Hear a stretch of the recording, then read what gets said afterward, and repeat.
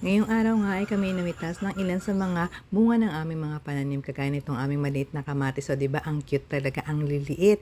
At eto nga meron din kaming tinanim na sitaw dito. Ayan, 2 puno lang naman ng sitaw 'yan, kaya sakto lang ang aming mga kinukuhang bunga diyan, 'di ba? Talagang konti lang yung tinatanim ko kasi nga gusto ko maraming klase akong maitanim at syempre yung sapat lang sa amin na aming mga kukuhanin. Ayan, talong, 'yan, berting talong 'yan.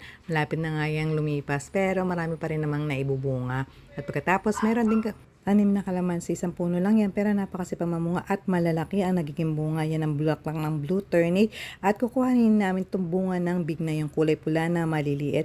Itong siling labuyo napakasipag din mamunga. Ilang beses na nga ako nakagawa ng chili garlic at kukuha rin kami nitong talbos ng kamote. Yan ako, ang sarap niya pag nilalaga. Yan, itlog ng manok dito sa kulungan ng aming mga manok. Ayan, 6 na inahin. Ito na ang aming nakuha ngayong araw. Napakaganda